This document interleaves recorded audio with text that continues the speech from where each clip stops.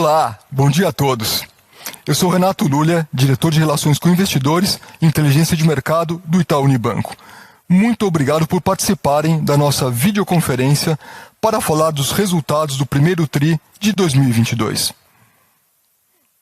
Este evento está sendo transmitido diretamente do nosso primeiro Investment Center do Itaú Personalité, recém-inaugurado, aqui na Faria Lima, Centro Financeiro de São Paulo. Aqui oferecemos uma experiência personalizada para os nossos clientes que preferem atendimento presencial de especialistas para tomarem suas decisões de investimento e também outras necessidades financeiras.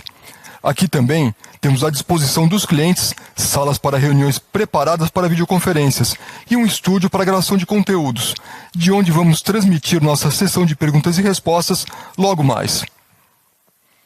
Gostaria de passar algumas instruções para o melhor aproveitamento do nosso encontro de hoje. Para quem está acessando pelo nosso site, existem 3 opções de áudio na tela. Todo o conteúdo em português, todo o conteúdo em inglês ou no áudio original. Nas 2 primeiras alternativas, contaremos com tradução simultânea. Para escolher sua opção, basta clicar na bandeira que está no canto superior esquerdo da sua tela. As perguntas também podem ser enviadas pelo WhatsApp. Para isso, basta clicar no botão que está na tela para quem está acessando pelo site ou mandar uma mensagem para o número 11 99 144 5458. A apresentação que faremos hoje está disponível para download na tela do hot site e também, como sempre, no nosso site de RI. Agora eu passo a palavra para o Milton, que já está pronto para iniciar a apresentação dos resultados do primeiro trimestre de 2022. Milton, é com você.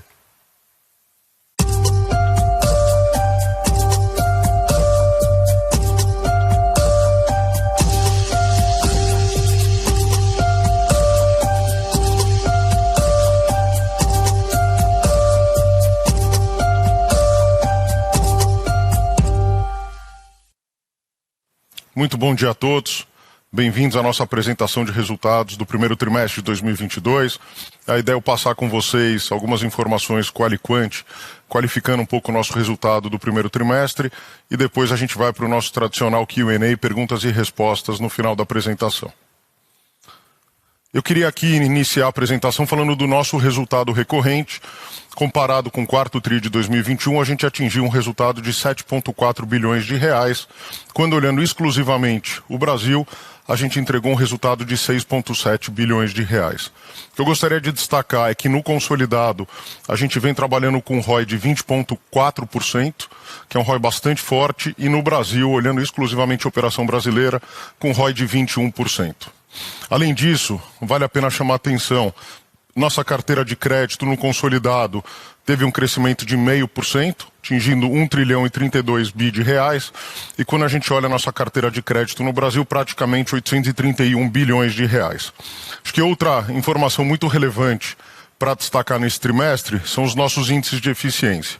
Quando a gente olha no consolidado, a gente atingiu um índice de 41,8%, menor índice da série do banco, e olhando exclusivamente o Brasil, 39,6, rodando abaixo de 40, o que é um índice de eficiência muito, muito forte.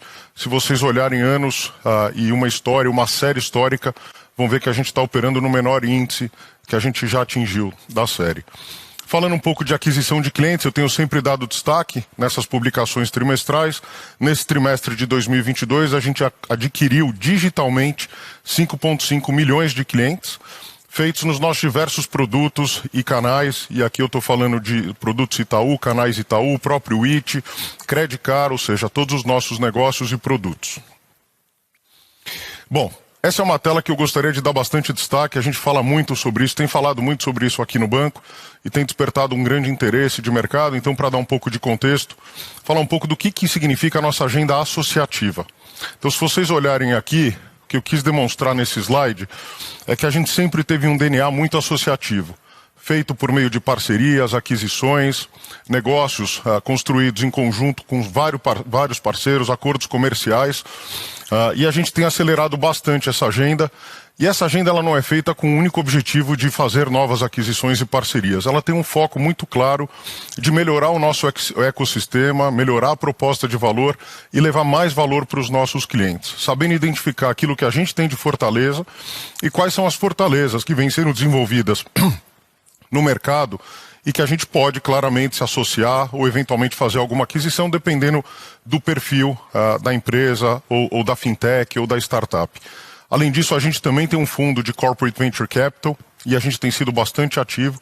E o objetivo desse fundo não é simplesmente fazer um investimento para capturar valor no equity no tempo, mas é garantir que a gente vai investir em companhias que certamente vão melhorar o nosso ecossistema, portanto estarão integradas com o banco em alguma medida de negócio, e a gente quer capturar parte do valor que vai ser gerado pela própria relação com o banco. Obviamente são empresas que também vão ter as suas relações com outros parceiros comerciais, com outras empresas. Somos agnósticos desse ponto de vista. Então, só para citar alguns casos, em parcerias comerciais, acho que tem 4 que valem a pena destacar, começando aqui pelo PayPal, operação que a gente tem feito muito focada no e-commerce, em conjunto com a rede, a Samsung e a Apple. A gente tem feito todos os nossos produtos, o iPhone para sempre, o próprio Samsung vendendo produtos e financiando os nossos clientes e gerando lealdade no longo prazo. Localweb, que também tem uma parceria importante com a rede, ajudando a gente no negócio de empresas a digitalizar muitos dos nossos clientes. Depois, na agenda de Corporate Venture Capital, a gente cita aqui 6 investidas, não vou passar uma a uma, mas é só para dar uma ideia. Tem a Monkey, a Tenk, a Lick, a Sax, a Digibee, a Paquetá Crédito, mais uma vez sempre com essa lógica de melhorar o nosso negócio principal, tá? E capturando valor no equity.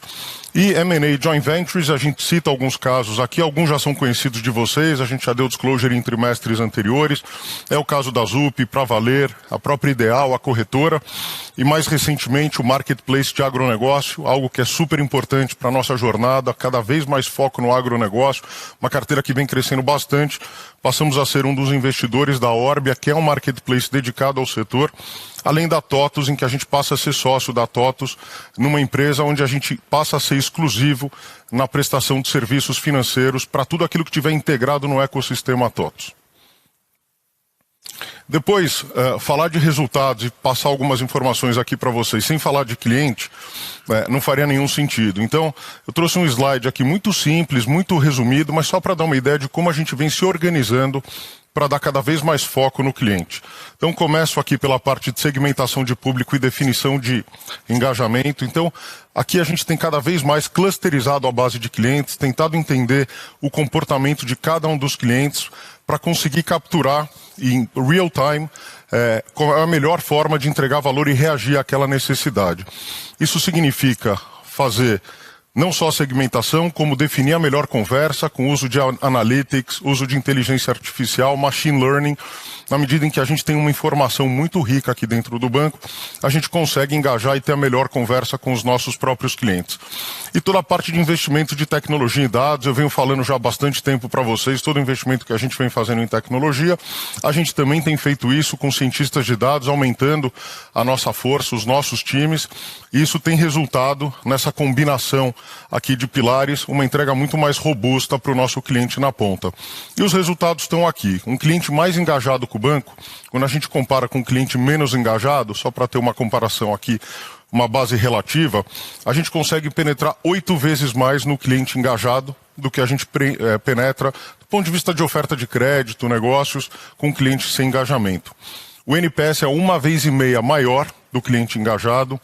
A gente consegue ter conversões 6,3 vezes maiores naquilo que a gente faz no Omnichannel, para que os nossos clientes tenham a melhor experiência, independentemente do canal por onde ele entra. Então, o nosso nível de conversão é muito forte. Mais de 3 vezes o volume de transações, quantas transações esse cliente faz com o banco, e mais importante, mais de 100% o que a gente chama de Daily Active Users contra o Monthly Active Users.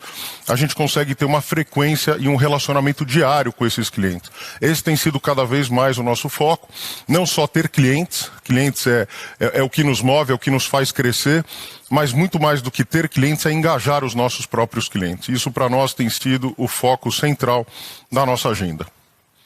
Falando sobre carteira de crédito, dando algumas informações aqui relevantes, a carteira de pessoa física cresceu 4,4% no trimestre, e quando a gente olha a carteira de micro, pequenas e médias, a gente teve basicamente uma leve queda, vendo que na carteira de grandes empresas a gente teve um crescimento de 4,4%.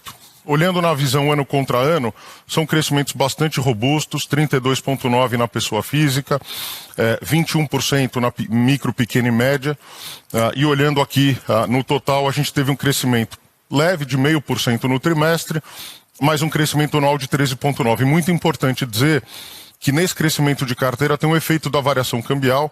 Como houve uma valorização do real no primeiro trimestre, tem um efeito de mais ou menos 30 bilhões de reais na nossa carteira consolidada, menos carteira. Então o efeito da moeda é importante, seja pelas operações que a gente tem bucadas, ou seja, contratadas no balanço brasileiro com os nossos vários clientes, produtos em moeda estrangeira, como também a nossa carteira da América Latina, que basicamente é feita em outras moedas, então tem um efeito real contra essas moedas.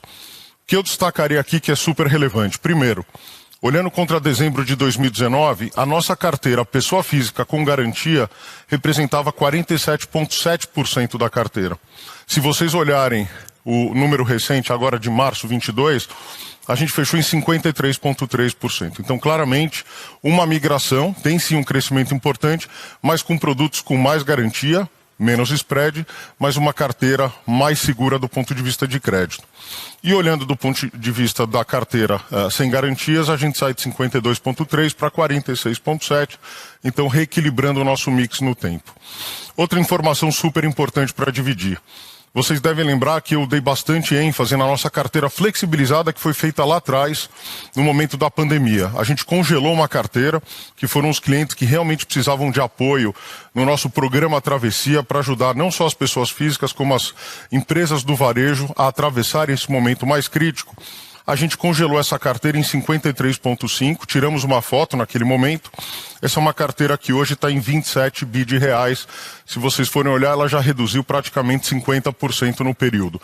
É uma amortização muito forte, essa carteira vem amortizando da ordem de 5 bilhões de reais por trimestre. E mais importante, se vocês olharem a própria carência dessa carteira, vocês vão ver que a gente não vem fazendo renegociações. De fato, é uma amortização real e a gente não tem levado esses clientes para a carteira renegociada também. Então é muito importante essa informação, sobretudo quando vocês veem que essa carteira hoje tem 62% de garantia real. Por quê? Porque os produtos de mais curto prazo, sem garantia, têm sido amortizados com mais ênfase no início. Vai sobrando uma carteira mais longa de produtos com garantia, financiamento de veículos, crédito imobiliário e uma carteira com perfil de risco muito melhor. Além disso, se a gente olhar o indicador de quantidade de provisão, volume de provisão sobre o atraso over 90 dessa carteira, a gente tem 230% de cobertura, o que são números bastante sólidos. Naturalmente é um público mais sensível, mas que vem tendo uma performance muito, muito saudável. A outra informação que eu acho que é muito importante para dividir com vocês, e esse número é muito importante olhar ele do ponto de vista do contexto do banco, carteira renegociada sobre carteira de crédito total, a gente está nos menores níveis aqui, 3,3%. Mais importante, eu falava agora há pouco da carteira de crédito, que teve um leve crescimento, a gente perde 30 bilhões de reais, dado o efeito do câmbio. Se vocês olharem nominalmente, este número também é menor. Quer dizer, não só o percentual vem caindo, como nominalmente a carteira renegociada do banco ela é menor. Então isso mostra como a gente tem dado bastante ênfase em ter uma carteira de crédito com qualidade, com boa performance. A gente não tem incrementado, a gente não tem vendido carteira. Eu sempre falo, a gente não tem vendido, podemos lançar mão de vender carteira em algum momento se economicamente fizer sentido para o banco, mas eu acho que para fins de comparabilidade são informações muito úteis para vocês. Bom, destaque da margem. Primeiro, grande ênfase aqui no crescimento que a gente teve. Quando a gente compara o primeiro tri do ano passado com o primeiro tri desse ano, a gente teve um crescimento de 23,9%, que está acima, inclusive, do ponto mais alto do nosso guidance na margem financeira com clientes. Então, um resultado muito sólido, muito forte. Lembrando que esse é um trimestre que tem menos dias úteis e corridos, portanto, comparado com o trimestre anterior, sempre tem um efeito sazonal aqui por menos dias, isso afeta o resultado. Ainda assim, a gente conseguiu entregar uma margem no trimestre muito em linha com o que foi a margem do trimestre anterior, que já havia sido um crescimento muito forte em relação ao terceiro tri do ano passado. Então, mais uma vez, mostrando solidez, consistência e resultados bastante fortes aqui na nossa margem. Quando eu falo da margem média anualizada, a gente teve um aumento de 20 bips, de 7,7 no nosso NIM para 7,9, e olhando a margem no Brasil, a gente sai de 8,8 para 8,9, então claramente vendo um aumento aqui na nossa margem e resultados bastante robustos. Margem com o mercado. A gente havia dito no guidance para vocês que esse ano seria um ano mais difícil, basicamente por duas razões. Razão número 1. Foi todo o efeito de taxa de juros e crescimento que a gente viu na curva. Isso naturalmente afetam várias das nossas posições, embora o banco sempre tenha operado redeado. Então a gente não fica com o nosso passivo aberto, a gente faz o hedge ativo, seja na carteira bancária, seja na carteira de trading, naturalmente. Dito isto, a gente teve um resultado bom no trimestre, acima do que a gente imaginava, composto por 1 bilhão no Brasil, 500 milhões na América Latina, que vem em linha com a batida histórica. Este 1 bilhão de resultado aqui veio acima das nossas expectativas, então a gente teve um bom trimestre de margem com o mercado e, diferentemente dos trimestres anteriores, a gente quis dar ênfase para o custo do hedge do índice de capital. Vocês devem lembrar que no final do ano passado a gente fez um hedge do índice de capital. O nosso banco, dado o tamanho da nossa exposição em moeda estrangeira, sobretudo em função das posições que a gente tem nos demais países, sempre teve muita volatilidade em função da variação cambial, o que não é saudável gerenciar um balanço do tamanho do nosso com esse nível de volatilidade. Então a gente tomou a decisão de contratar esse hedge, ele está 100% feito, e a gente vem destacando. Então a gente teve um custo de hedge neste trimestre de 400 milhões de reais.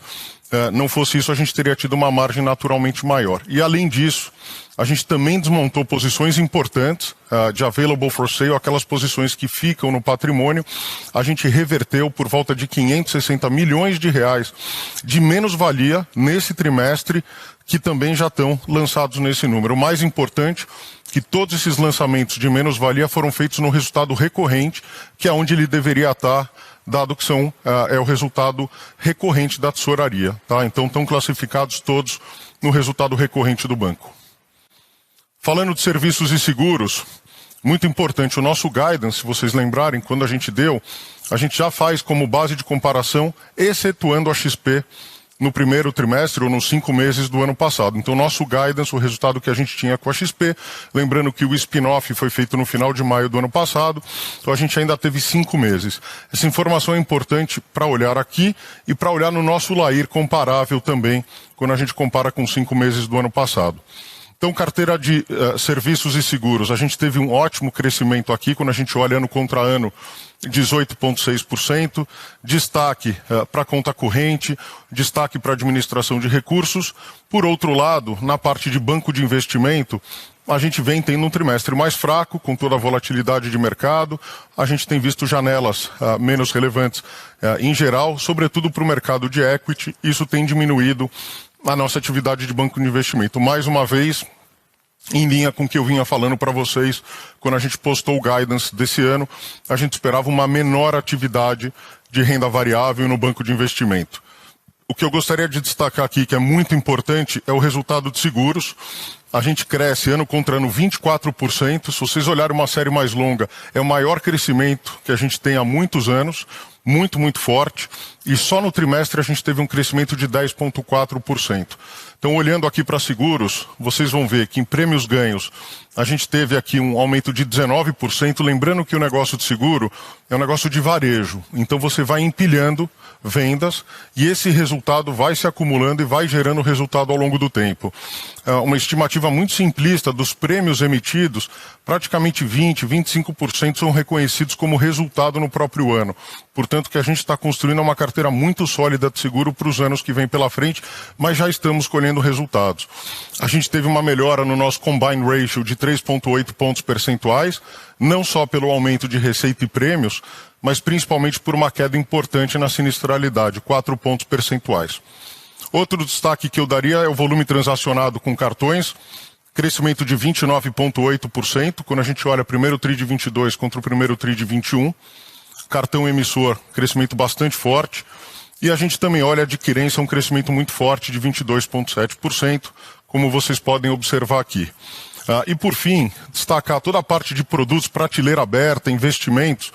A gente tem a vantagem de ter um banco completo, em que a gente entrega o melhor produto de investimento para os nossos clientes, sejam produtos de plataforma aberta, de terceiros, que a gente distribui com muita ênfase, sejam produtos próprios. E quando a gente vê momentos de volatilidade, mudanças na taxa de juros, o que a gente precisa é levar a melhor conversa, como eu falava agora há pouco, e o melhor investimento. Lembrando que todos os nossos assessores de investimento não são remunerados pelo produto que ele vende.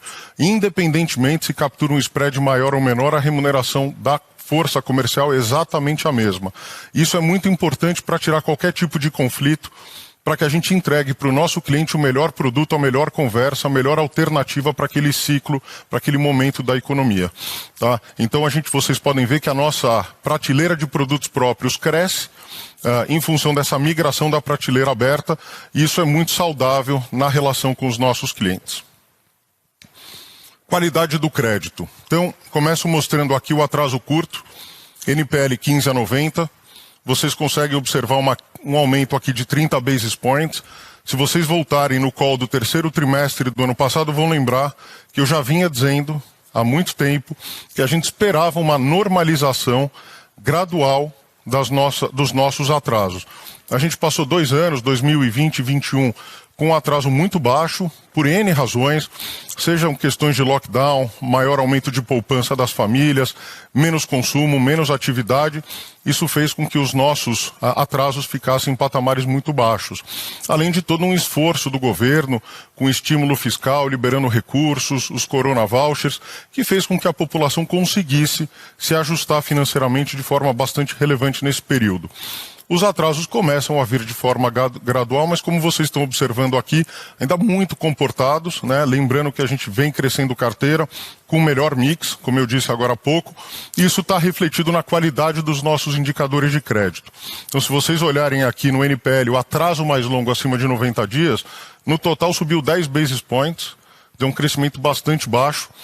Se vocês olharem no Brasil, são 10 basis points, América Latina praticamente de lado. Quando a gente quebra e olha só o Brasil, o atraso curto, a pessoa física sobe 40 basis points, que é onde a gente realmente acredita que é um movimento gradual, mais uma vez, é um ajuste para o que a gente imaginava que seria uma correção natural da série histórica, tá? Ainda assim, patamares abaixo do que a gente rodava no pré-pandemia. E isso também eu venho dizendo que a nossa melhor expectativa é estabilizar nos patamares pré-pandemia, o que é bastante razoável de se esperar. Quando a gente olha o atraso longo, a pessoa física sobe 30 basis points, como vocês estão vendo aqui, micro, pequenas e médias muito comportada a carteira, e já grandes empresas também com indicadores bastante confortáveis. O ponto de atenção é que micro, pequenas e médias sobe aqui 40 pontos.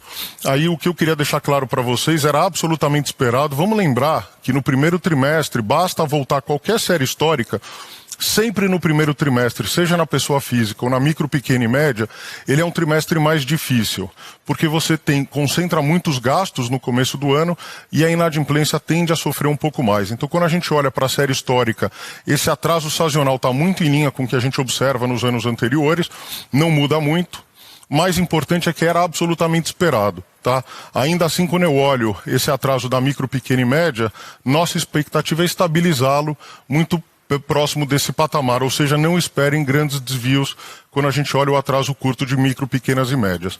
E no geral, sim, a gente espera, mais uma vez, uma correção gradual, alguma expectativa ainda de crescimento nos atrasos, mas mais uma vez, dentro do que a gente imagina, voltando para os patamares pré-crise, de mais uma carteira bastante comportada.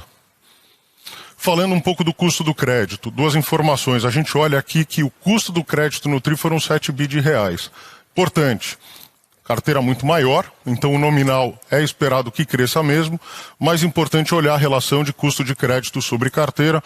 Se vocês olharem o 2,7 ainda rodando nos patamares, abaixo dos patamares pré-pandemia. Então o custo do crédito sobre carteira bastante confortável, lembrando que não dá para olhar isoladamente o custo do crédito sem olhar todo o resultado de margem com clientes, o top line. Então o que a gente acompanha muito de perto é a margem financeira líquida, é a nossa capacidade de gerar resultado com qualidade, sustentável e de forma consistente. Tá?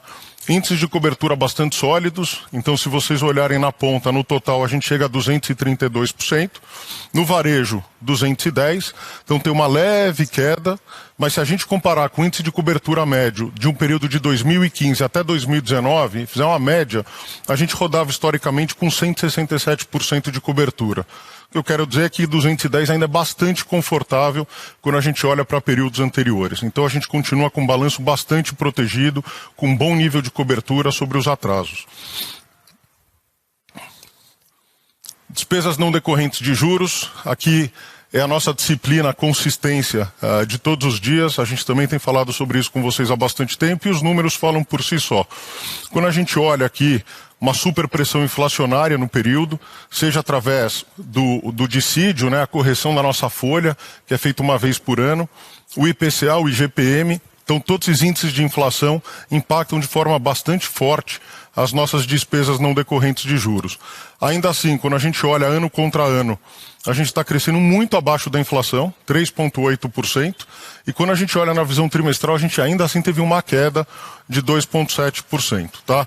Olhando aqui, despesas não decorrentes de juros no consolidado, a gente cresce 2,9%, quando olha ano contra ano, e 4,2% de queda no trimestre. Mensagem importante, todo esse esforço de contenção de custos e redução tem se mostrado quando a gente mostra aqui o nosso custo core, que é aquele custo de realmente rodar o banco, de processar a volumetria, tudo aquilo que a gente faz no dia a dia, toda a folha, ele veio zero no período. Ou seja, a gente absorveu toda a inflação e ainda assim controlou qualquer aumento de gasto, tá? Sem, em nenhum momento, deixar de investir no banco do futuro. Tá? O que eu chamo de banco do futuro é o que a gente vai investir, o que a gente vai fazer de expansão de novos negócios, investimento em tecnologia. Então, olhando aqui, a gente tem ainda um delta investimentos bastante sólido e a gente continua crescendo o banco, investindo na franquia, investindo na expansão comercial, investindo em novos negócios, em negócios já existentes. Esse tem sido o nosso foco, sempre olhando para frente, com uma visão de longo prazo, jamais reduzindo o custo para entregar apenas um resultado de um trimestre. E o nosso índice de eficiência que eu dei destaque logo no início, vocês conseguem ver uma série um pouco mais longa, a gente rodando nos menores patamares da série, 41,8 no consolidado e 39,6 no Brasil. Muito importante, no nosso índice de eficiência a gente considera todas as despesas, tá? A gente não faz nenhuma exceção para outras despesas, estão todas as despesas aqui e mais uma vez para fins de comparabilidade é muito importante levar isso em consideração. Falando de capital, mensagem central. O que a gente gerou de resultado, já com o dividendo provisionado no primeiro TRI, foi suficiente para financiar o crescimento sólido e robusto das carteiras. Então a gente gera 0,5% de capital pelo resultado e a gente consome esse mesmo 0,5% com o crescimento do RWA, né, o Risk Weighted Assets do banco. Por outro lado, teve dois eventos importantes aqui, a gente também já vinha dando disclosure, foi a aquisição de uma parcela que ainda faltava lá do banco na Colômbia, feita pelo Itaú Corbanca no Chile. Então teve uma aquisição feita, isso já vinha contratado lá de 2014, não é uma operação nova, mas ela foi liquidada agora. E além disso, vocês devem ter visto, a gente anunciou um plano de demissão voluntária, a gente reabriu com algumas condições um pouco diferentes o nosso plano de demissão voluntária que tinha sido feito alguns anos atrás. Naquela época, a gente fez um lançamento de uma provisão no resultado não recorrente, da mesma forma como a gente fez dessa vez. Mais importante, este lançamento aqui, eu falava de despesas agora há pouco, ele não embute nenhuma despesa incorrida no trimestre de 2022. Ele é 100% prospectivo daquilo que a gente espera ter de gastos com este plano que é feito extraordinariamente. A gente não espera tê-lo recorrentemente, por isso a gente tem feito essas provisões dessa forma. Dito isto, o nosso capital fecha em 12,5. Esse é o AT1, lembrando que a gente tem um limite regulatório de 1,5, a gente está muito próximo, mas consegue utilizar todos os títulos que a gente tem perpétuos emitidos no Brasil e no exterior, ao mesmo tempo que o nosso capital CET1 chega a 11,1. Guidance. Então, como eu tenho dito para vocês, consistência, transparência e coerência, né? Eu acho que esse é o nome do jogo. Não vamos mudar absolutamente nada no nosso guidance. A razão pela qual a gente já vem, já há bastante tempo, nosso último guidance foi postado no primeiro trimestre agora, 3 meses atrás, e quando a gente olha tudo aquilo que a gente imagina entregar em 2022, a gente continua olhando com as mesmas expectativas. Então, carteira de crédito, crescimento da margem financeira com clientes, eu falava agora há pouco que no consolidado a gente tem 23,5 e a gente vem rodando acima do ponto mais alto do guidance. Enfim, então a gente continua bastante confortável com o guidance que foi divulgado para vocês. Com isso eu encerro essa parte de resultados e quero deixar a maior parte do tempo para a gente poder bater um papo aqui, ouvir as dúvidas e esclarecer, enfim, questões que vão surgir. Tá bom? Muito obrigado. Vou subir agora para o estúdio, vou encontrar com o Renato para que a gente possa continuar aqui o nosso bate-papo. Obrigado a todos.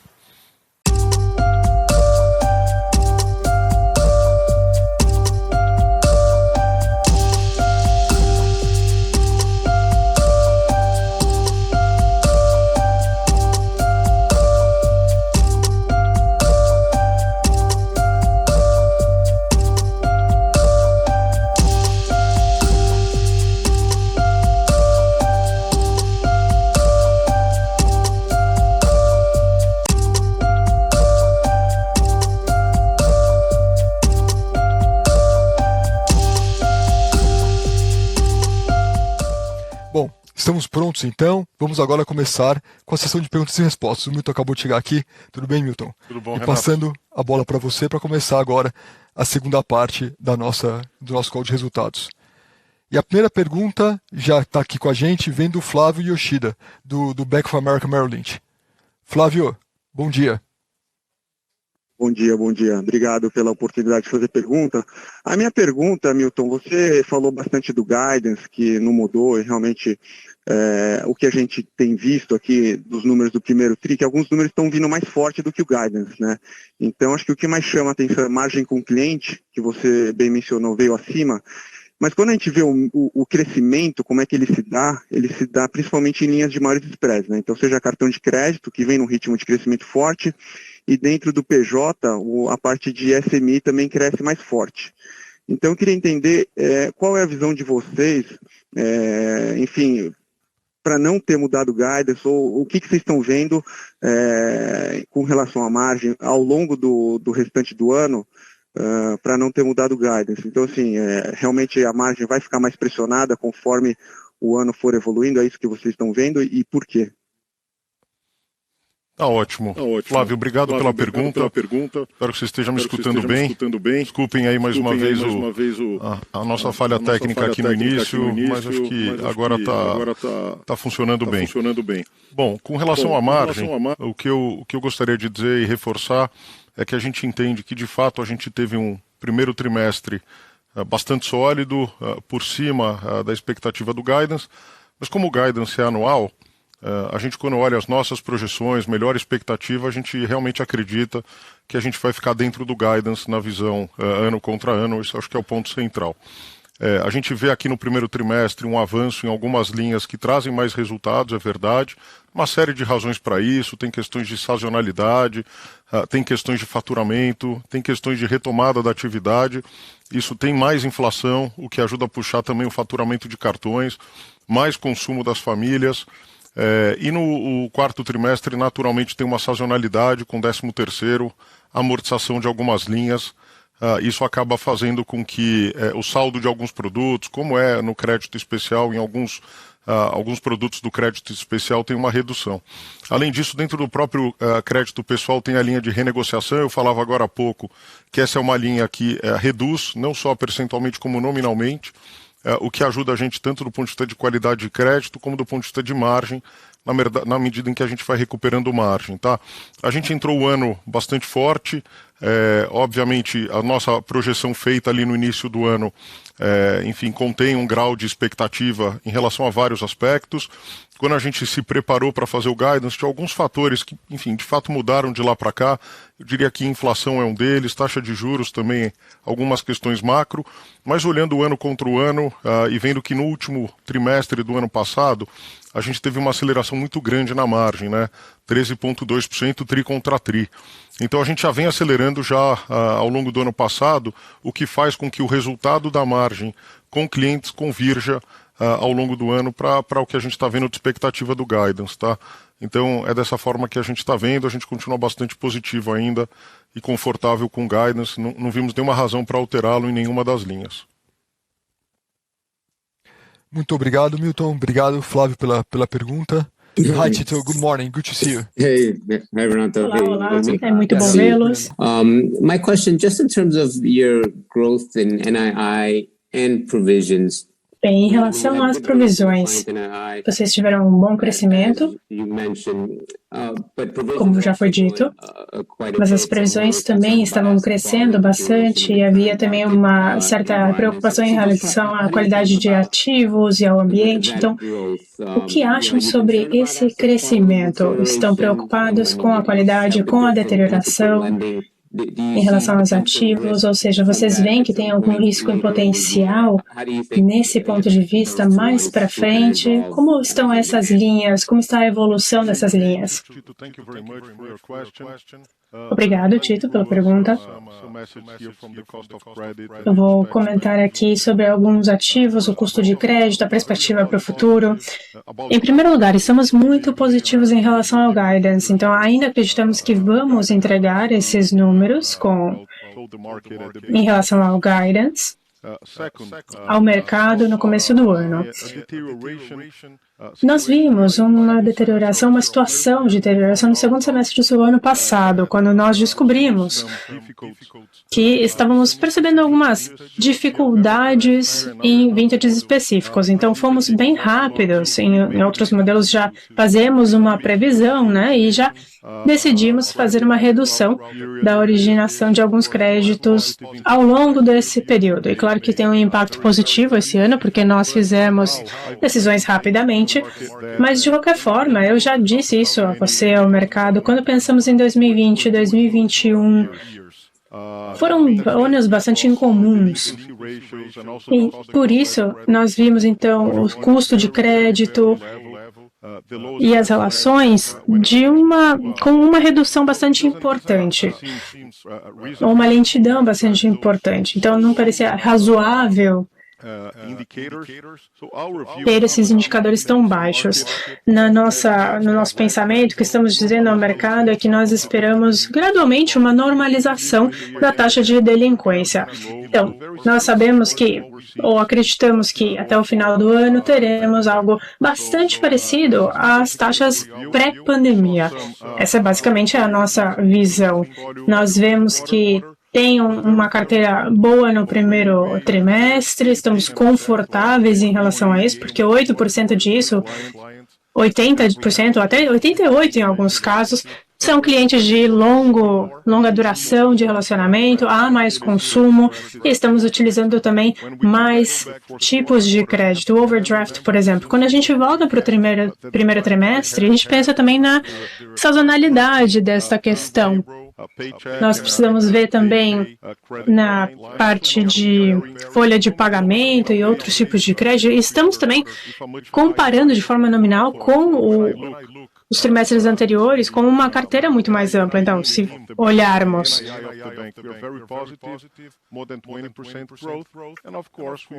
o NI do banco, por exemplo, nós veremos que tem um custo um pouquinho mais alto de crédito, mas no fim das contas é muito positivo para o balance sheet. Então, estamos confortáveis, esperamos então ter um trimestre melhor. Essas taxas de inadimplência devem ir sendo normalizadas aos poucos ou estabilizando aos poucos com essa redução provavelmente ao nível pré-pandemia. Então estamos bastante confortáveis em relação a esses números e esperamos que tenha uma deterioração aí ao longo dos próximos trimestres. Obrigado, Milton.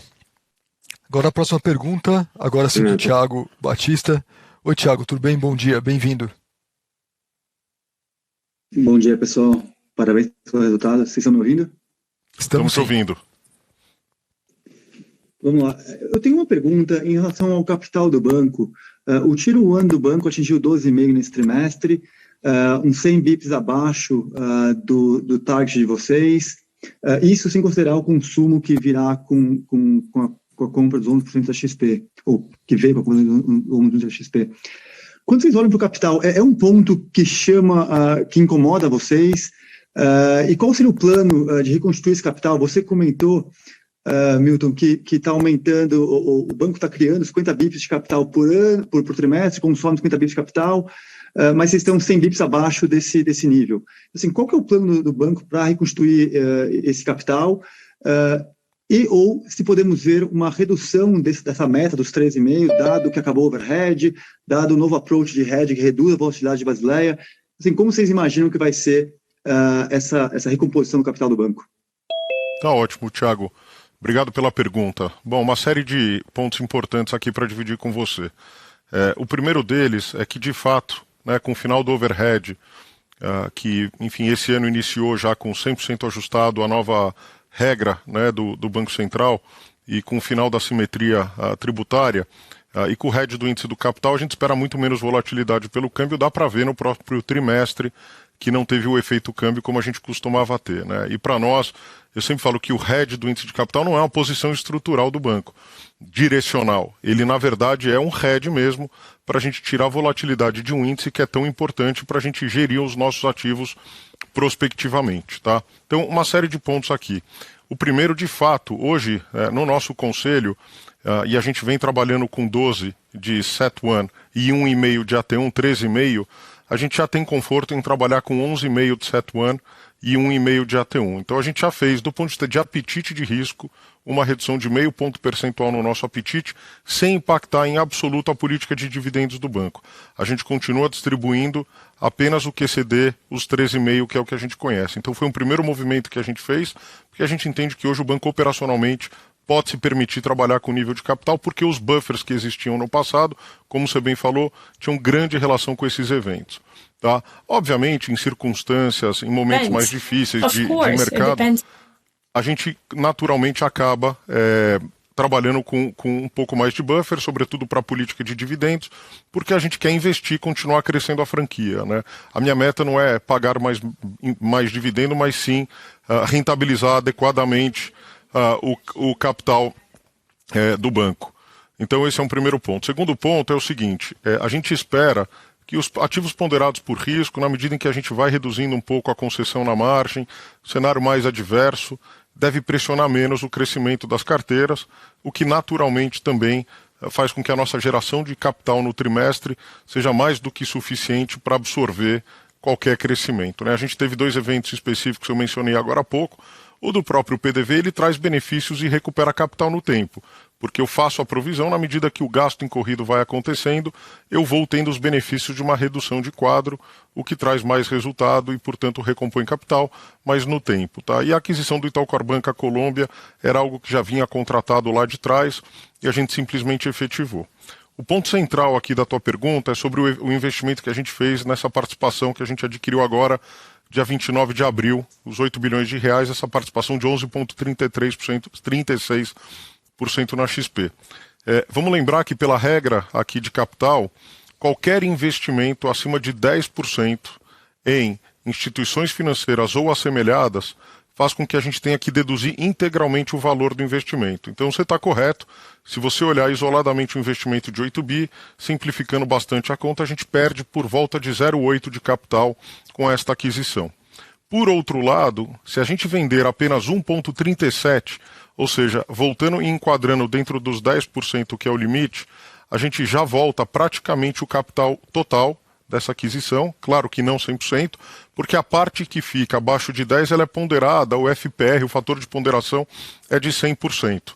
Tá? Então, na prática, o que acontece é que com uma venda pequena, a gente consegue recuperar uma boa parte desse capital, e isso será feito, enfim, na medida que a gente ache que é o momento oportuno, mas é algo que depende exclusivamente da gente, porque esse lote não é um lote relevante, e a gente pode fazer ele, enfim, com vendas privadas, block trades, enfim, naturalmente tem demanda para um volume desse tamanho que é pouco relevante para o float da companhia. Então a gente está bastante confortável, isso depende exclusivamente de uma ação nossa, tá? Então isso é algo que vai ser feito.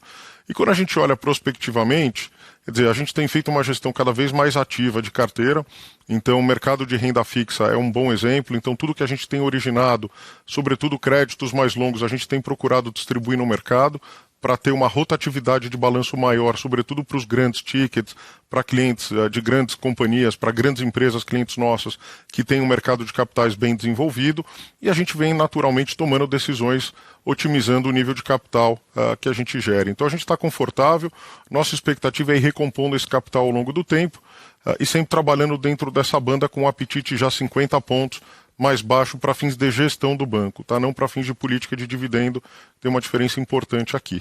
Então a gente está confortável, a gente acha que recupera e volta a ter capital ao longo do tempo, imaginando uma menor originação também ao longo do ano. Perfeito, Milton, obrigado. Obrigado também, Thiago. Já temos mais uma pergunta, agora a próxima é do Gustavo Schroden, do Bradesco. A pergunta é sobre tesouraria e o guidance, né? O resultado da tesouraria, o Milton já explicou bastante, ele veio mais alto até do que vocês esperavam. E, enfim, se você for pensar no guidance que vocês passaram de 1 a 3 bilhões, já foi 1 bilhão agora, mas vocês não mudaram o guidance. Isso significa que os próximos trimestres vai vir um resultado muito fraco, você já tem mapeado isso? Ou existe a possibilidade de, talvez em algum momento no segundo trimestre, uma revisão de guidance para cima? Só queria entender essa dinâmica, porque foi surpreendente, né? 1 bi não era o que a gente tinha na cabeça. Sem dúvida, Gustavo, obrigado pela pergunta. Exatamente o que você falou, tá? A gente realmente teve um trimestre melhor do que a gente imaginava. A gente sabe que a gente está passando por um momento de enorme volatilidade, não só no mercado doméstico, mas no mercado internacional, enfim, com tudo que tem acontecido, a própria guerra da Rússia com a Ucrânia, enfim, movimentos importantes aí, enfim, China com tolerância zero ao lockdown, aumento de taxa de juros nos Estados Unidos com bastante ênfase, enfim, acima do que o próprio mercado, enfim, vinha esperando, claramente behind the curve aqui, os ajustes de taxa de juros, enfim, então a gente espera mais volatilidade. A nossa carteira estrutural, quer dizer, o trading, a gente continua performando bem, apesar da diversidade de mercado, das adversidades de mercado. Então a gente continua entregando bastante resultado. E a carteira bancária, o banking book, aí sim estruturalmente tem efeitos diferentes quando a gente olha para os vários níveis de taxa de juros, Brasil e Estados Unidos principalmente, tá? Então a nossa melhor expectativa aqui é que a gente deve ter 2 trimestres, talvez mais difíceis aí pelos que vêm pela frente, e a gente deve enquadrar o resultado dentro do guidance, tá? O custo do hedge está lá destacado, os 400 milhões de reais no trimestre, e a gente deve ter, obviamente, mais constante, depende muito do diferencial de taxa de juros, mas a nossa expectativa é que seja algo próximo aos 2 bilhões que a gente dizia lá logo no início, é o que a gente deve ter ao longo do ano de custo do índice, né, do hedge do índice. Então, margem com o mercado, tivemos um bom tri, as perspectivas não são das melhores, enfim, a gente tem visto isso no mercado como um todo, mas tem muito a ver com as posições estruturais que a gente tem. E lembrando que esse ano a gente também tem o fim do overhead integralmente, que o ano passado ainda teve um resultado importante, da ordem de 800 milhões de reais. Então, uma resposta longa para te dizer que a minha expectativa é ficar dentro do guidance, a gente não deve rever, a menos de, enfim, alguma oportunidade ou alguma volatilidade adicional que a gente se beneficie. Mas, por enquanto, mantém o guidance aqui para o ano. Agora está aqui o Rosman com a gente. Oi, Rosman, bom dia, tudo bem? Opa, bom dia. Vocês conseguem me escutar? Sim. Muito bem. Ótimo.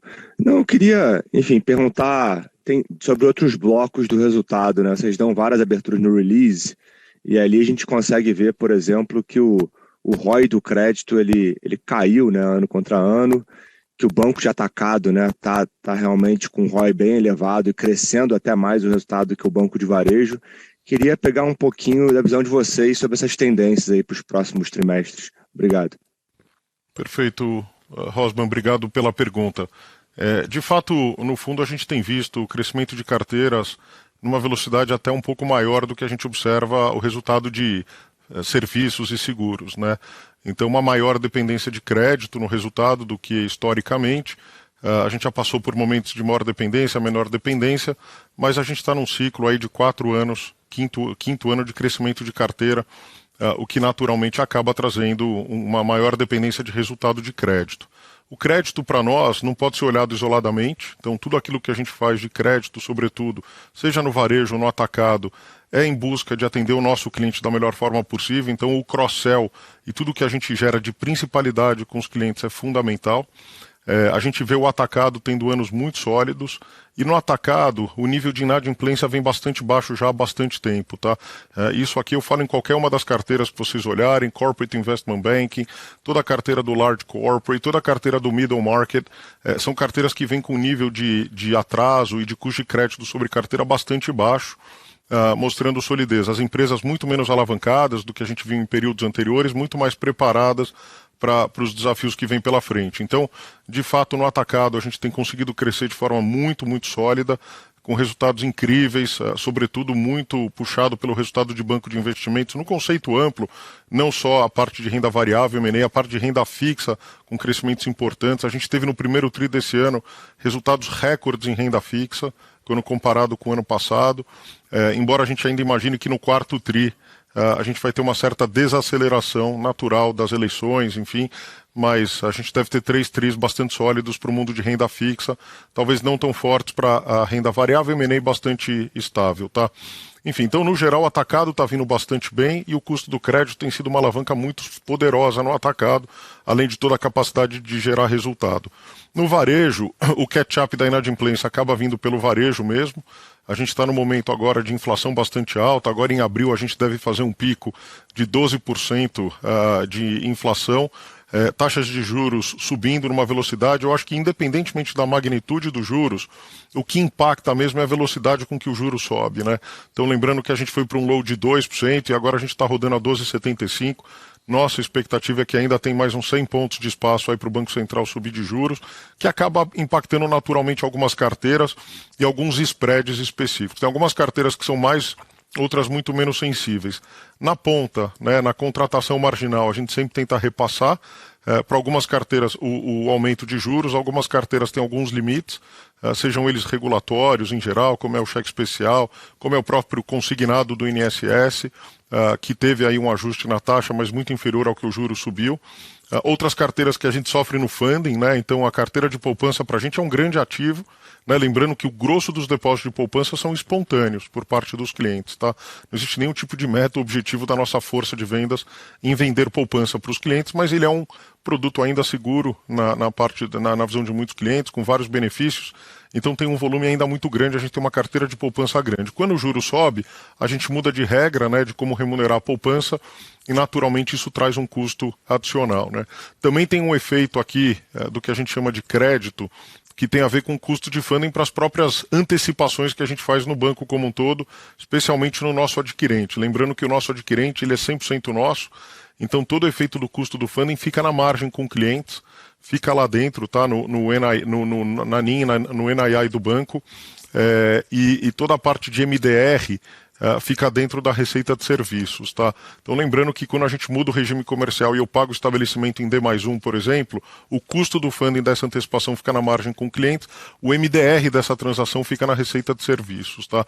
E toda a parte de RAV e antecipação fica lá. Enfim, então, all in all, a gente vê sim uma pressão em função do aumento da taxa de juros, a gente vem conseguindo penetrar em produtos de maior rentabilidade, mas com uma rentabilidade marginal menor do que a gente observava, tá? Então, nossa expectativa é que isso deve ser a tônica, sobretudo quando a gente percebe ainda um aumento da inadimplência por vir nos trimestres subsequentes, como eu já disse agora há pouco.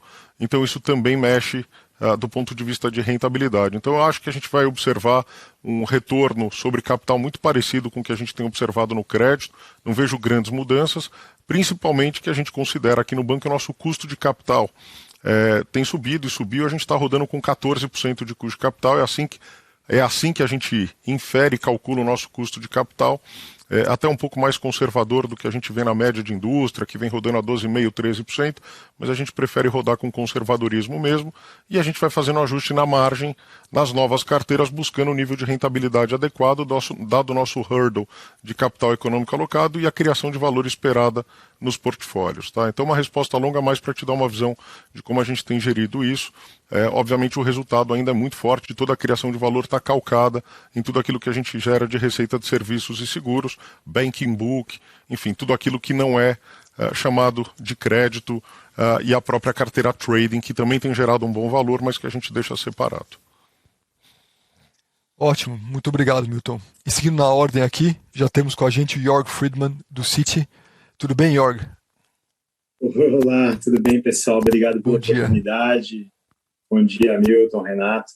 A minha pergunta vai na linha do que o Milton colocou sobre crescimento de cliente e engajamento. Acho que cada vez fica mais nítido, né, o esforço genuíno que o banco tem feito para tentar se transformar em uma plataforma centrada no cliente. Isso tem virado meio que tendência no discurso de muitos bancos, mas a gente sabe como é difícil de executar, principalmente dados os sistemas legados.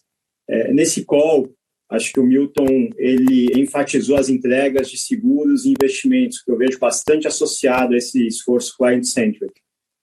Quais outras unidades de negócio, na sua visão, Milton, possuem boas oportunidades de melhoria dentro do banco? Eu acho que talvez a parte de corretora poderia melhorar, dado o potencial do banco. Não sei se essa minha visão está correta, mas eu gostaria de ouvir de vocês. E aproveitando essa oportunidade, eu queria também fazer um follow-up e pedir que, se possível, você comentasse também sobre como vocês veem a flexibilidade regulatória para M&A para essas oportunidades. Ficou claro, quer dizer, que nos últimos bancos o Bacen ele tem limitado a concentração bancária adicional, mas eu não sei se com esse ambiente de aumento de juros e as dificuldades de algumas startups, isso não pode levar à consolidação nesse universo também. Obrigado. Ótimo, Jorg. Prazer em revê-lo aqui. Obrigado pela pergunta. Olha, aqui, no fundo, eu tenho falado muito que o nosso mantra aqui é transformação cultural, digital, toda a agenda de eficiência, mas tudo isso só faz sentido se a gente tiver realmente uma visão de centralidade no cliente com muita ênfase, tá? Uma informação aqui, a gente tem mudado de forma relevante aqui a forma como a gente encara, inclusive os incentivos relacionados a clientes. Isso a gente tem mudado no banco inteiro. Então, todos os nossos colaboradores, sem exceção, têm metas de clientes nos seus contratos. Todos. E eu estou falando todos, incluindo contabilidade, incluindo área de pessoas, incluindo área de riscos. Todos eles têm que ter um olhar realmente dedicado ao cliente. Obviamente, para entregar isso, são algumas coisas, tá? A primeira, a tal da modernização que você bem falou do sistema legado. A gente já fez 25% de migração dos sistemas legados para a nuvem. Todos os sistemas, aqui são mais de 8 mil serviços de negócio, a gente já migrou 25% deles. E quando eu falo migrou, não é simplesmente parar de processar aquele software, aquele sistema no nosso data center e levar para a cloud. Ir para a cloud pressupõe modernização, descomponentização, arquitetura nova e tecnologia de ponta. Tá? A gente continua up and running nesse processo. Nossa melhor expectativa é chegar no final desse ano com 50% da plataforma legada modernizada. Porém, a gente está priorizando na visão cliente. Então, a gente parte da dor do cliente, entende o que realmente é relevante e a modernização das plataformas vem daí. Então, até o final do ano, quando eu falo 50% dos serviços de negócios, são 80%, é o 80-20%, daquilo que é realmente importante para o cliente. 80% do que é importante estará modernizado e rodando em cloud. É uma mudança transformacional, eu diria que é um divisor de águas para o banco. Por quê? Porque a gente vai ter já 100% das comunidades, dos squads, das tribos, o nome que a gente quiser dar, operando, com plataformas modernas, o que muda completamente, a gente mede a qualidade da entrega daquilo que a gente tem no legado para aquilo que a gente tem nas plataformas novas e modernas, né? A velocidade de levar para a produção, time to market, de corrigir incidente, de testar, errar, aprender e corrigir, de entender as dores e avançar na necessidade do cliente é uma mudança enorme, né? E a quantidade de tempo que você dedica para se dedicar, né, ao desenvolver uma série de linhas de código, uma entrega de valor para o cliente reduz substancialmente, além de trazer uma super eficiência, com uso muito mais inteligente do processamento, da capacidade de processamento. Então, na nossa visão, investimentos têm avançando super bem, vem avançando muito bem. Você tocou no ponto de corretora, dizer, corretora, a gente não só fez a aquisição da Ideal, que na nossa visão, ainda esperando a aprovação de regulador, a gente deve dar um salto importante em termos de plataforma e qualidade. A gente tem feito investimentos importantes na nossa plataforma legada de corretora para garantir que a gente vai ter entregas não só para o mundo institucional, grandes contas, sobretudo para o mundo de varejo. Então a gente já vê evoluções no nosso home broker, toda a parte de negociação de secundário a gente já colocou, vem funcionando, enfim, a gente vem, os RLPs, mini contratos, tudo isso a gente já tem hoje. Eram features e produtos e serviços que a gente não tinha há pouco tempo atrás, tá? Então a gente vem num avanço importante, a gente mudou a lógica de investir em tecnologia nos negócios, mais uma vez entendendo a necessidade, a demanda de cada negócio, necessidades de cliente. Eu vejo muita oportunidade no varejo. No mundo de cartões a gente vem avançando bastante, os NPS bastante sólidos. No mundo de investimento a gente vem fazendo um ótimo catch-up, entregando valor, entregando qualidade, experiência. No mundo de seguros a gente viu assim, os crescimentos são realmente vigorosos. Nossa expectativa é de crescimento contínuo e, de novo, não basta só a gente fazer a gestão aqui centralizada sem entender a dor do cliente na ponta e ver como é que a gente deve evoluir. Então, na minha visão, a gente termina 2022 com avanços relevantes no NPS do banco, nos vários negócios, quer dizer, não tem um negócio ali que está com maior ou menor dificuldade, estão todos avançando. E para o ano que vem a nossa expectativa é de começar a realmente deslanchar com a plataforma muito mais modernizada, né? Expectativas assim muito relevantes de todo o investimento que a gente vem fazendo, não é à toa. Só para vocês terem uma ideia, das 14 mil pessoas que a gente tem em tecnologia, 80% delas são dedicadas exclusivamente à modernização do banco e entrega de valor na ponta. Só 20% estão dedicadas ao run the bank, que a gente tanto fala.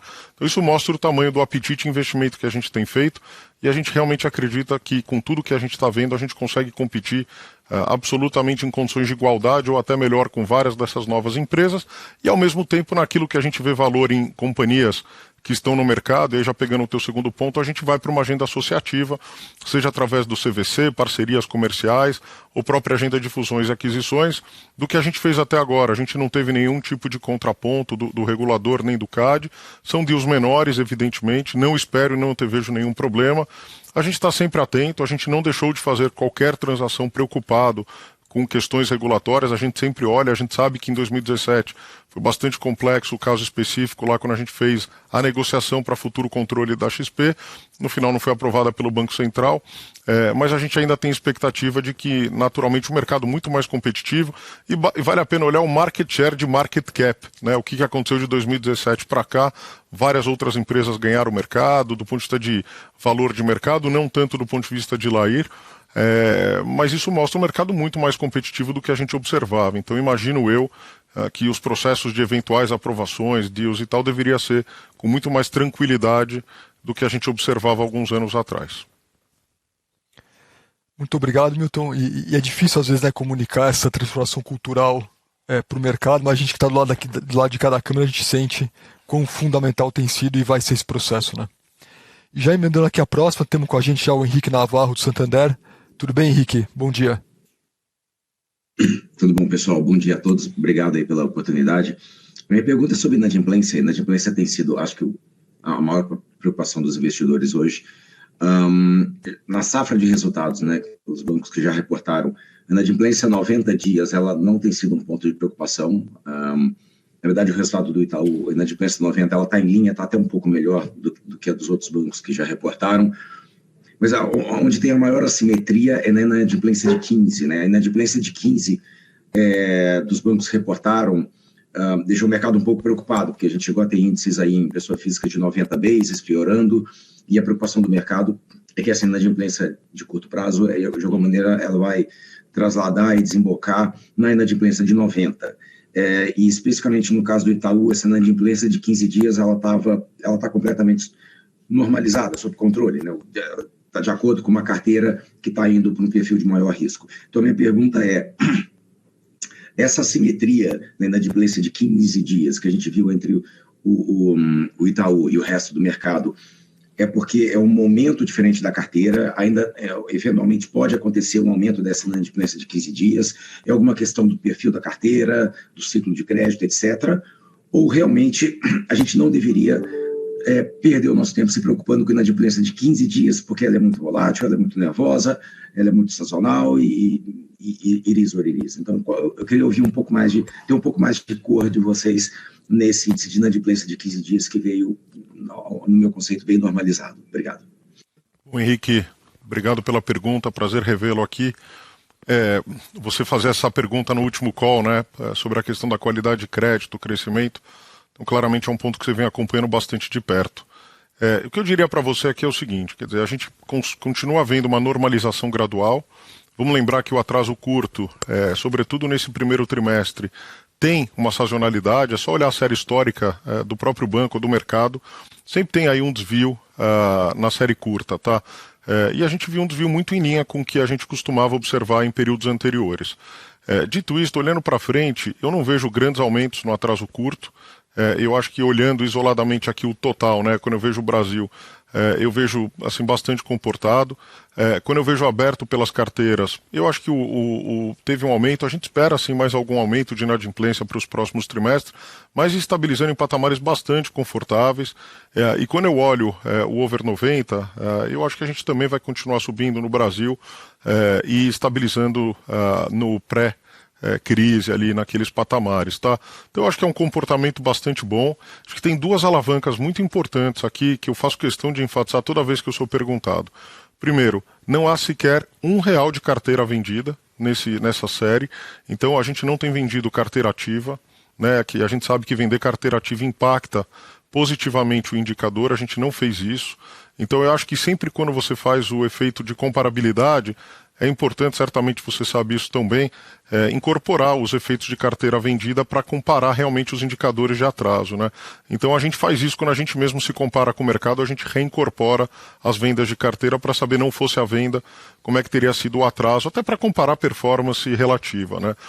Esse é um primeiro aspecto muito importante. O segundo aspecto, tão importante quanto, é a carteira renegociada, tá? A gente tem tomado um cuidado muito grande, isso desde que acabou o nosso programa Travessia, para renegociar nos padrões do que a gente sempre renegociou olhando para frente, tá? Então, hoje a gente roda num patamar de 3,3%, mas se você olhar a carteira renegociada, ela reduziu nominalmente. Então, a nossa carteira flexibilizada, aquela carteira de 53 bi de reais que a gente chegou a ter, está rodando a 27 bi de reais. A gente amortizou praticamente metade da carteira, né? E hoje o que tem 62% de garantia, quer dizer, uma cobertura bastante forte. Claro que o duration dessa carteira acaba aumentando, porque ficam os créditos de veículo, imobiliário, mas no fundo, o bottom line, a mensagem é o seguinte, a gente não está nem renegociando carteira ativa e aumentando o índice de renegociação e as carteiras de renegociação do banco, a gente não está renegociando a carteira flexibilizada e levando para a carteira renegociada, mostrando uma boa amortização. O que você está vendo aqui é a foto pura do que de fato tem acontecido com os nossos indicadores de inadimplência. Mais uma vez, cenário desafiador, mais inflação, mais taxa de juros, PIB crescendo muito pouco, perspectivas não são tão positivas olhando para frente. Então a gente realmente tem tomado bastante cuidado, a gente tem sido muito proativo na redução e nos ajustes de concessão. A gente já vem fazendo isso desde o segundo semestre do ano passado e continuamos intensificando. Eu diria que as safras estão enquadradas no apetite. Naturalmente sempre tem um desvio de safra que a gente corrige rapidamente, demora um pouco, mas assim, é tempestivo, né, porque a gente tem de modelos. E assim, a nossa expectativa é de um ajuste gradual e normalização gradual ao longo do ano. Não vejo grandes sobressaltos, mas sim esperamos uma deterioração ainda relativa à nossa carteira até o final do ano. Obrigado, Milton. Let's switch back to English. We have with us now Jeffrey Elliott from Autonomous. Hey, Jeff. Thanks for... Olá, Jeffrey. Tudo bem? Obrigado por participar aqui. Está nos ouvindo? Sim, perfeitamente. Ótimo.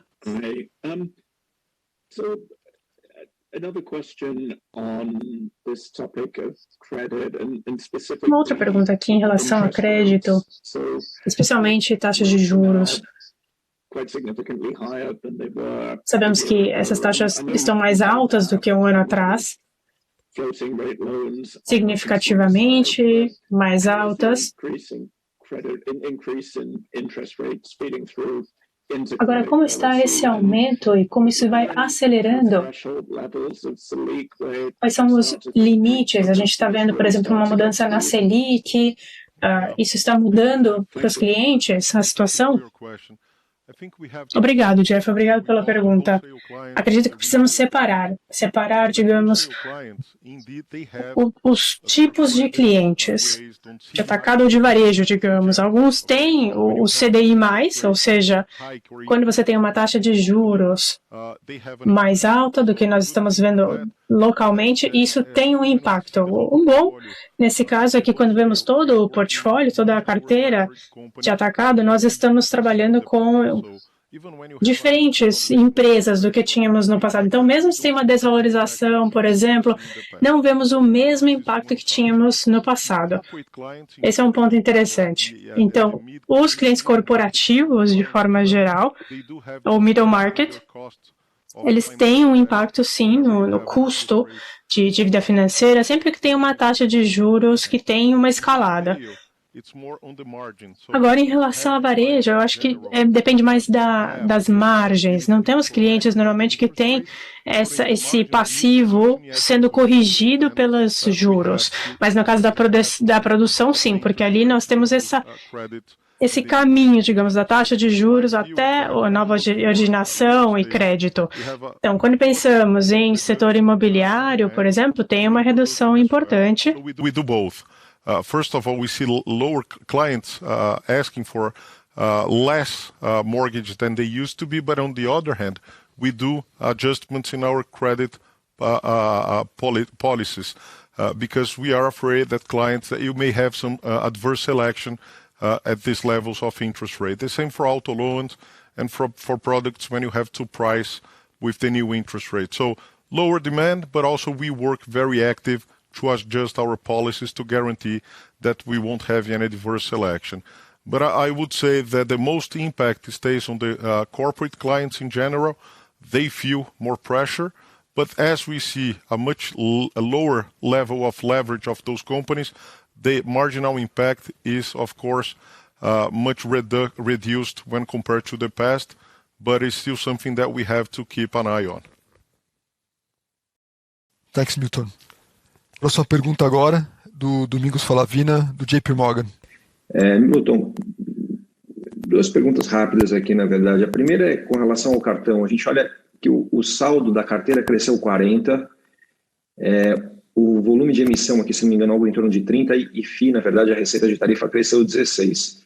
Assim, o que parece que você tem um pouco mais de controle é o limite dado na carteira, né? O resto acaba sendo um pouco decorrência de uso, entre outras coisas.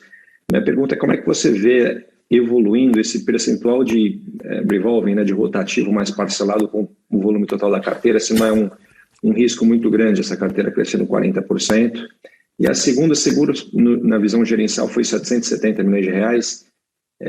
Assim, a grosso modo, daria uns teens, né, 10%, 12% do resultado do banco, e é uma área que vem sendo dado muito foco, e vem crescendo muito lucro.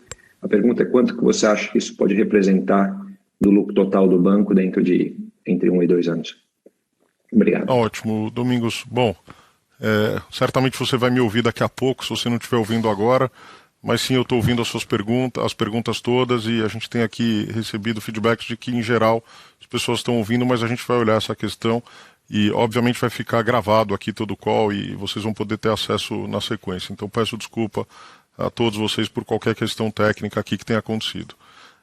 Sobre a carteira de crédito, eu acho que tem 2 pontos centrais aqui, Domingos. Primeiro, assim, cartão de crédito, quando a gente olha em relação ao primeiro tri do ano passado e vê esse crescimento de 40%, tem que olhar o filme, né, não só a foto, porque a gente veio de uma redução enorme no consumo de cartão de crédito durante a pandemia, com todo efeito lockdown, as pessoas em casa, preocupadas, gastando muito menos. Existe um processo inflacionário muito forte vindo de lá para cá, o que naturalmente altera o preço, né, das mercadorias, dos produtos consumidos, o que puxa também a carteira de cartão. Basta ver os faturamentos que vem crescendo de forma bastante relevante aí no período, né? A gente vê um crescimento de faturamento de cartão de crédito bastante sólido, muito forte, em linha com que o mercado, tá? A gente, apesar desse crescimento todo, a gente não tem ganho market share, né? A gente defende market share em alguns momentos, enfim, é para mostrar que realmente é uma linha que vem crescendo bastante no mercado, não é algo exclusivo. Agora, a gente tem um portfólio muito grande, a gente tem 30% do portfólio no negócio de cartões, 30% de market share no negócio de cartões, portanto é um negócio bastante relevante, mas bastante multifacetado do ponto de vista de canais de distribuição, desde o correntista, passando pelas financeiras até o canal próprio. A gente vem fazendo ajustes importantes na produção. Desde o ano passado, a gente reduziu em mais de 40% a produção e conquista de novos clientes, justamente por entender que a gente está num momento mais adverso. E essa é uma carteira que a gente tem que pilotar com bastante cuidado, porque é uma carteira que traz um grau de volatilidade grande toda vez que a gente pega um cenário adverso, macroeconômico, mais inflação e inadimplência. Tá? O que a gente percebe é que sim, tem uma redução de poupança das famílias, sobretudo na baixa renda, tá? E a gente percebe um maior consumo, ou seja, os clientes voltaram a consumir. Então a base de comparação não é muito fair quando a gente olha em relação ao TRI do ano passado. Os ajustes na carteira foram feitos, a gente vem corrigindo todas as novas safras, todos os meses, todos os dias a gente discute e faz ajustes, mas é uma carteira que sim traz um pouco mais de volatilidade. Tem uma migração para uma carteira financiada, só que ainda que a gente olhe para a carteira financiada, ela está nos patamares inclusive inferiores do que a gente tinha há poucos anos atrás. Tá? Então a carteira rotativa, né, aquela carteira sem juros, veio crescendo muito sólido, muito forte, né, aquilo que é rotativo, mas a carteira financiada ela reduziu muito ao longo dos últimos 2 anos. E agora a gente vê uma retomada, mas para patamares muito parecidos com o que a gente observava no pré-pandemia. Então não vejo uma preocupação específica, naturalmente, tudo é relativo. Num cenário mais adverso, a gente vem pilotando com bastante cuidado essa carteira. Tá? Então sim, tem uma retomada. E vale também para o crédito pessoal, quando a gente olha aqui algumas linhas, como o próprio cheque especial crediário, a gente vê uma retomada, mas é muito importante lembrar que as bases de comparação interanuais têm esse desafio aqui de olhar um trimestre mais fraco do ano passado com um trimestre mais forte, que foi esse primeiro trimestre. Minha expectativa é que, naturalmente, em mais um ano a gente para de fazer essa comparação e passa a ter bases mais comparáveis e normalizadas com relação ao crescimento. Tá? Perfeito, então obrigado. Na sequência aqui, então, a próxima pergunta vem do Marcelo Teles, do Credit Suisse. Tudo bem, Marcelo? Bom dia. Bom dia, vocês estão me ouvindo bem? Muito bem, obrigado, Marcelo. Tá. Obrigado, Milton, obrigado, Renato, obrigado pela oportunidade. Acho que uma boa parte das minhas perguntas já foram respondidas, mas eu queria falar um pouquinho sobre a questão do funding. Eu notei que, né, o funding, principalmente, né, o que vem de letras imobiliárias, letras hipotecárias, subiu quase 40%, tri contra tri. E o que a gente tem ouvido é que o Itaú tem sido muito competitivo, né, nesses produtos, até isso está até dificultando um pouco também, acho que para as plataformas, né, de investimento independentes até realmente conseguirem captar. Eu queria, se pudesse falar para a gente um pouquinho, Milton, como é que está a estratégia de funding do banco nesse sentido, quer dizer, se vocês veem, né, um pouco mais a necessidade de uma estratégia de defesa, obviamente o juro maior, certamente, acho que aumenta muito a competitividade, né, dos grandes bancos e do Itaú, certamente, e então eu queria entender um pouquinho, né, qual a estratégia, né, por esse lado, e se isso também teve algum impacto, ou espera ter algum impacto, né, no custo de funding ou na margem de vocês, né, de alguma maneira negativa para frente. Muito obrigado. Ótimo. Marcelo, obrigado pela pergunta. Deixa eu dar um pouco de contexto que eu acho importante. Né? A gente vem há muito tempo falando de plataforma aberta, de isenção, né, e de falta de zero conflito na ponta dos nossos assessores de investimento. A gente vem investindo muito na nossa força comercial de assessores de investimento para atender esse mercado de investimentos que a gente falava agora há pouco. E isso tem dado bons resultados. Tá? Então, algumas métricas que a gente acompanha. Primeiro, a gente tem ganho share no varejo, que é super importante. A gente tem ganho share no private, shares relevantes no private banking do banco. Então mostra que a gente está super forte com uma plataforma, com uma oferta, com um time comercial, com muito esforço e dedicação, e os resultados estão sendo capturados. Tá? Depois algumas métricas que eu olho pessoalmente, acho que vale a pena, e vocês têm esses dados, a gente consegue ter uma boa ideia, primeiro dos nossos níveis de liquidez. Né? Quando a gente olha relativo, obviamente toda a indústria vem consumindo os indicadores de liquidez, LCR, NSFR, passou de um momento de muita poupança, poucos ativos, para o momento agora de mais ativos e consumo da poupança. Então, naturalmente, os indicadores de liquidez vêm caindo, mas a gente ainda opera com os indicadores de liquidez mais competitivos, mais altos, ou seja, mais conservadores do mercado. A gente vem operando com o LCR mais alto relativamente. O segundo aspecto é que a nossa força comercial e os assessores de investimento não são remunerados pelo produto ou pelo spread gerado naquele produto. Tá? Eles são remunerados exclusivamente pelo AUM ou AUC, Assets Under Management ou Assets Under Custody, que a gente tem dos clientes. Isso é uma diferença relevante em relação aos modelos que a gente vê no mercado, sobretudo das plataformas. Tá?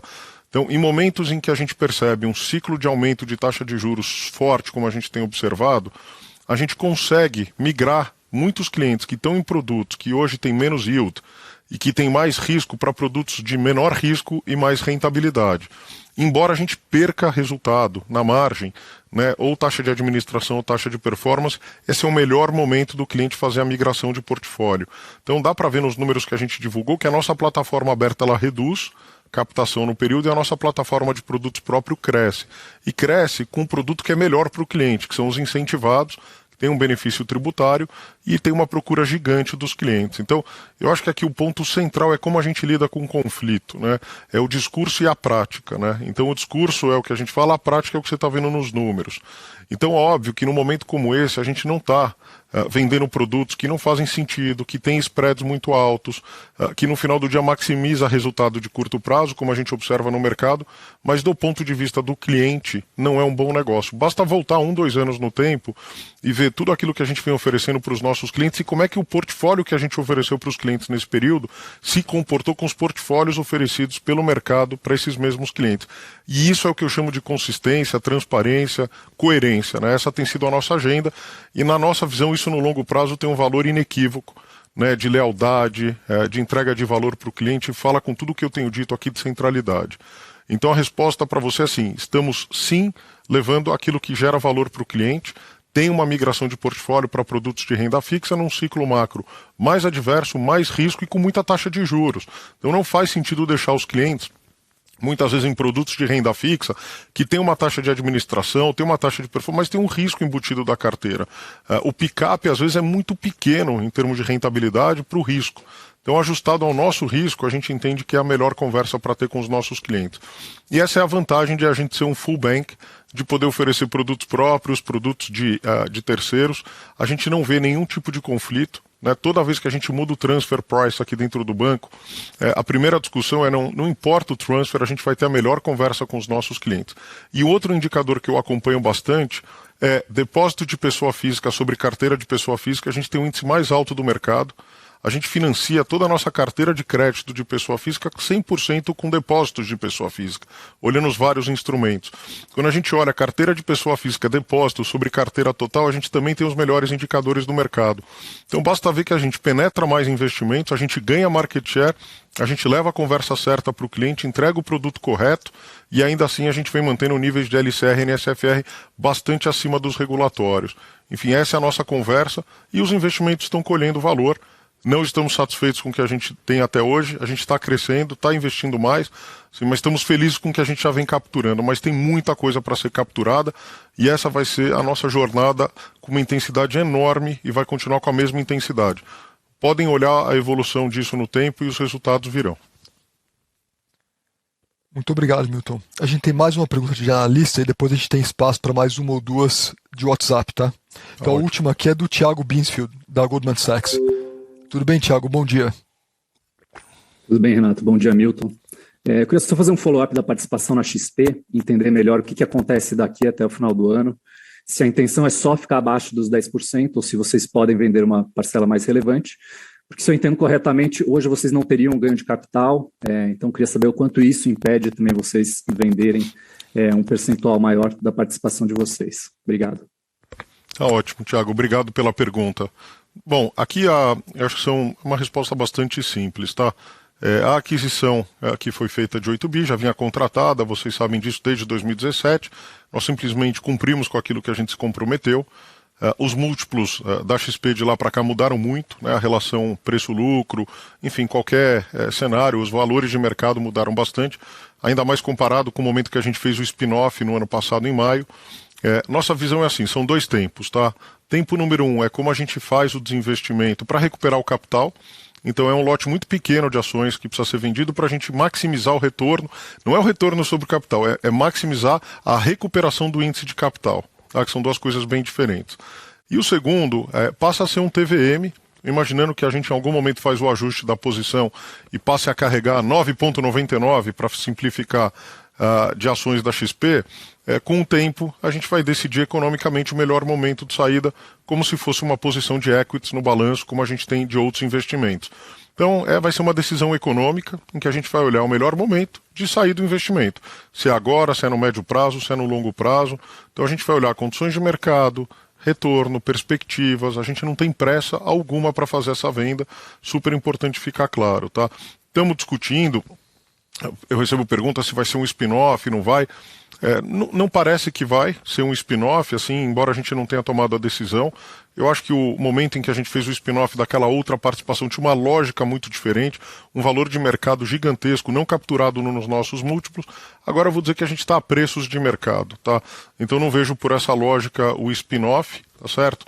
Acho que a gente vai aqui olhar. Se as condições mudarem, sempre podemos reavaliar se vai ser um spin-off ou uma venda, mas nesse momento o nosso objetivo é tomar a melhor decisão econômica. Não há nenhuma pressa para fazer o desinvestimento.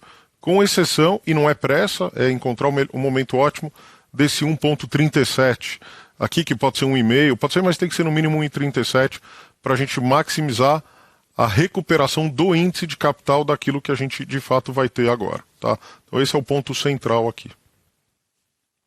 Obrigado, Milton. Podemos fazer mais 2 de... Claro. Tem um monte de pergunta vindo pelo WhatsApp, estou tentando meio que juntar algumas aqui para dos temas que mais apareceram, tá?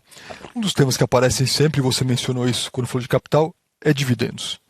E a gente sabe que para pessoas físicas esse é um tema ainda mais importante, né? Então, como você vê pagamento de dividendos agora em 2022?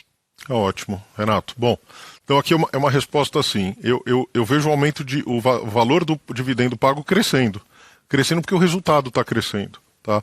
Então, no final do dia, eu acho que tem 2 respostas, né? A resposta que eu gosto de dar é o quantos reais por ação a gente no final do dia vai distribuir. Como a gente já vem distribuindo 25% do lucro no período, com mais lucro, mais dividendo. Então é tão simples quanto isso, é assim que a gente espera. O payout, que é a pergunta que sempre vem também, assim, mas e o payout é de 25%?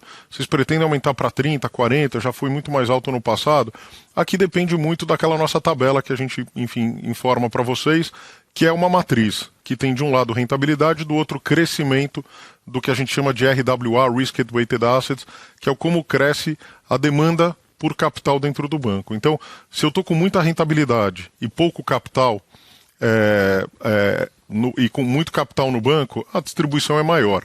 Na medida que eu tenho demanda para utilizar mais o capital, a gente vê qual é o tamanho da rentabilidade para achar o ponto ótimo.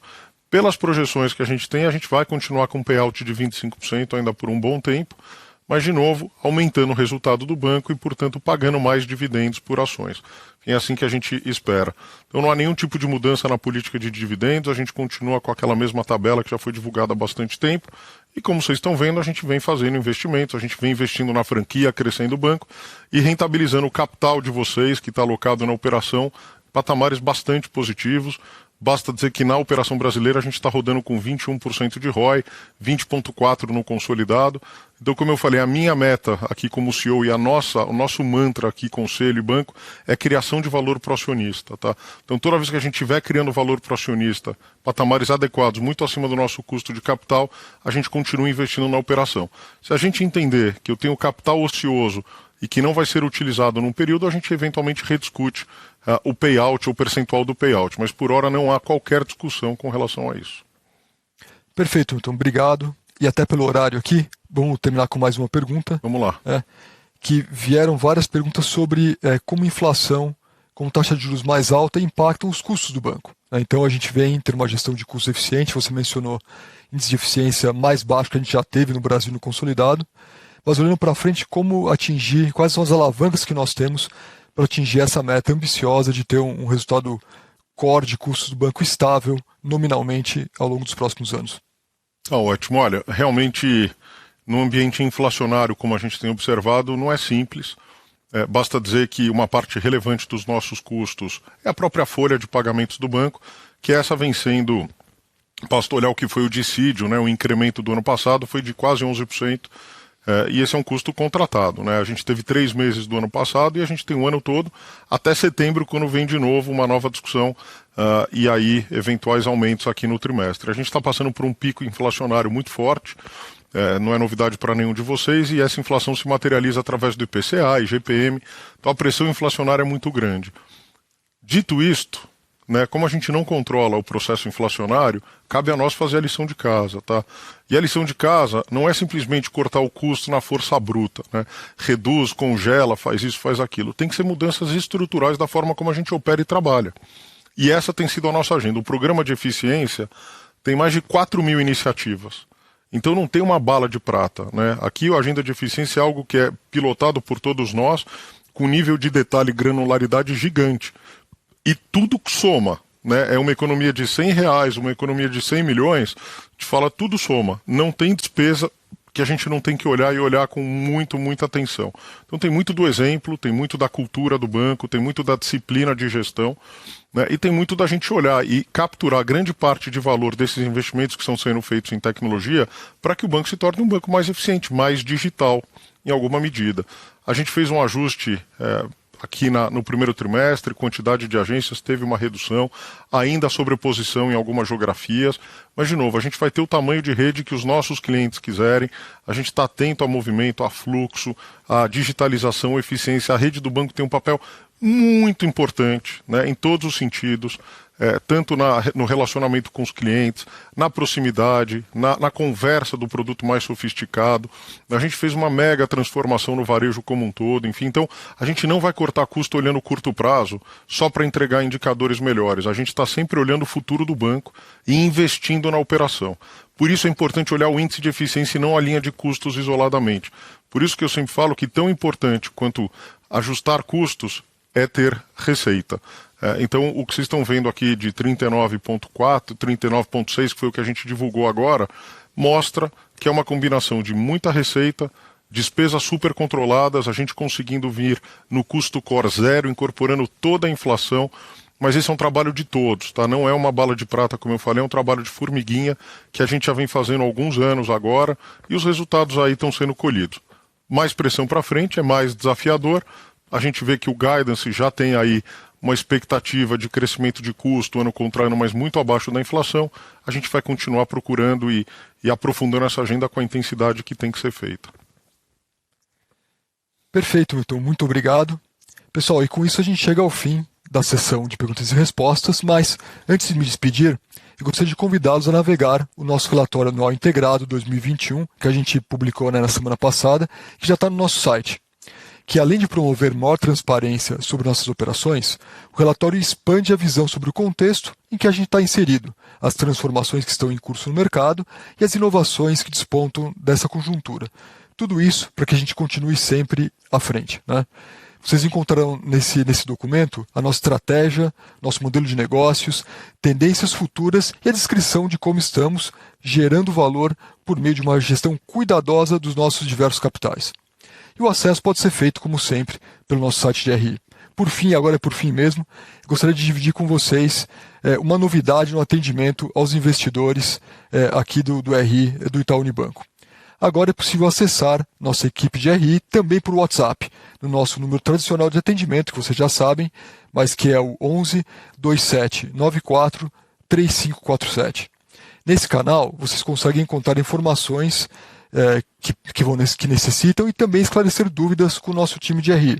É mais uma iniciativa do Itaú para atender seus stakeholders como, quando e aonde eles quiserem ser atendidos, né? Com isso eu me despeço de vocês e Milton, muito obrigado também aqui por estar com a gente nesse trimestre e nos vemos no próximo TRI. Obrigado a todos. Mais uma vez, obrigado pela participação, pelas perguntas. Peço mais uma vez desculpas aí pelas questões técnicas do início da nossa transmissão aqui, mas o importante é errar, corrigir e aprender com o erro e essa tem sido a nossa transformação cultural aqui dentro de casa, faz parte do processo. Então, obrigado a todos pela participação e, como eu disse no início, resultado, e para nós a agenda tem sido de consistência, e é isso que a gente vai buscar nos trimestres que vem pela frente. Mais uma vez e até a próxima, nos vemos em breve.